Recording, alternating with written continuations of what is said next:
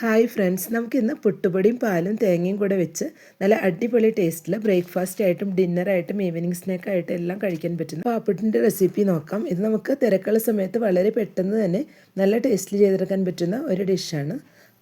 പാപ്പുട്ട് ഉണ്ടാക്കാനായിട്ട് ഇപ്പോൾ ഒരു ബൗൾ എടുത്ത് വെച്ചിട്ട് ഇതിലോട്ട് ആദ്യം 1 കപ്പ് അരിപ്പൊടി ചേർത്ത് കൊടുക്കുന്നുണ്ട്. പുട്ടുപൊടിയാണ് ചേർത്ത് കൊടുക്കുന്നത്. ഇനി ഇതിലേക്ക് ആവശ്യത്തിനുള്ള ഉപ്പും കൂടെ ഇപ്പോൾ ചേർത്ത് കൊടുക്കാം. ഇതിലേക്ക് ഇനി 1 ടീസ്പൂൺ പഞ്ചസാര കൂടെ ചേർത്ത് കൊടുക്കാം. ഇനി ഇതെല്ലാം കൂടെ നന്നായി തന്നെ ഒന്ന് മിക്സ് ചെയ്തെടുക്കാം. നന്നായി എല്ലാം കൂടെ ഒന്ന് മിക്സ് ചെയ്ത് കൊടുത്തിട്ടുണ്ട്. ഇനി ഇതിലേക്ക് നമുക്ക് പാൽ ഒഴിച്ചു കൊടുക്കണം. ഞാനിവിടെ 1.5 കപ്പ് പാലാണ് ഒഴിച്ചു കൊടുക്കുന്നത്.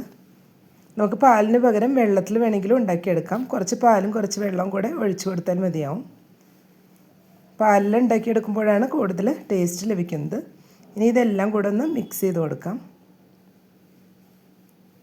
ഇപ്പോൾ എല്ലാം കൂടെ ഒന്ന് മിക്സ് ചെയ്ത് കൊടുത്തിട്ടുണ്ട്. ഇനി നമുക്കിതൊരു 10 മിനിറ്റ് ഒന്ന് റെസ്റ്റ് ചെയ്യാൻ വെക്കാം.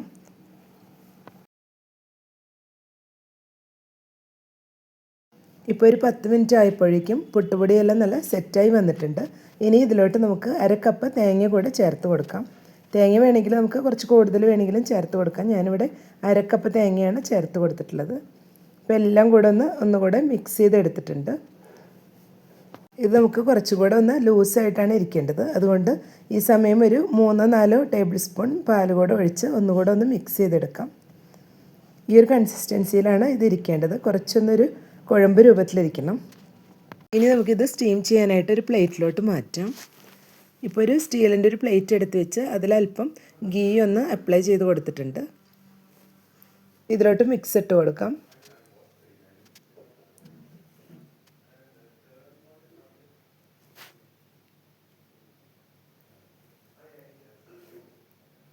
ഇനി സ്പൂൺ വെച്ചിട്ട് ഇതുപോലെ ഒന്ന് എല്ലായിടത്തും ഒന്ന് സ്പ്രെഡ് ചെയ്ത് കൊടുക്കാം. ഇതിന് മുകളിൽ അല്പം തേങ്ങ കൂടെ ഇതുപോലെ ഒന്ന് ഇട്ട് കൊടുക്കാം. ഇനി നമുക്ക് ഇതൊന്ന് സ്റ്റീം ചെയ്തെടുക്കണം. ഒരു 15 മിനിറ്റ് നമുക്കിതൊന്ന് സ്റ്റീം ചെയ്തെടുക്കാം. ഇപ്പോൾ ഒരു 15 മിനിറ്റ് ആയിട്ടുണ്ട്. ഇപ്പോൾ പാപ്പുട്ട് ഇവിടെ റെഡിയായി വന്നിട്ടുണ്ട്. ഇനി ഇത് കുറച്ചൊന്ന് ചൂടാറി വന്നതിന് ശേഷം നമുക്ക് പ്ലേറ്റിൽ നിന്നൊന്ന് കട്ട് ചെയ്തെടുക്കാം. അധികം ചൂടാറേണ്ട ആവശ്യമില്ല. ചെറിയൊരു ചൂടിൽ തന്നെ നമുക്കിത് കട്ട് ചെയ്തെടുക്കാം. ഇപ്പോൾ ഇത് ചൂടാറിയിട്ടുണ്ട്. നമുക്കിത് വളരെ പെട്ടെന്ന് തന്നെ നല്ല ഈസി ആയിട്ട് ഇത് കട്ട് ചെയ്തെടുക്കാം. നമുക്ക് വളരെ പെട്ടെന്ന് നല്ല ടേസ്റ്റിൽ ചെയ്തെടുക്കാൻ പറ്റുന്ന ഒരു റെസിപ്പിയാണ്. അപ്പോൾ എല്ലാവരും ഒരു തവണയെങ്കിലും ഈ രീതിയിൽ ഒന്ന് ട്രൈ ചെയ്ത് നോക്കുക. ഇഷ്ടപ്പെട്ടെങ്കിൽ ലൈക്ക് ചെയ്യാനും ഷെയർ ചെയ്യാനും സബ്സ്ക്രൈബ് ചെയ്യാത്തവർ സബ്സ്ക്രൈബ് ചെയ്യാനും കൂടെ തന്നെ ഫീഡ്ബാക്ക്സ് ഉണ്ടെങ്കിൽ അറിയിക്കാനും മറക്കരുത്. Thank you.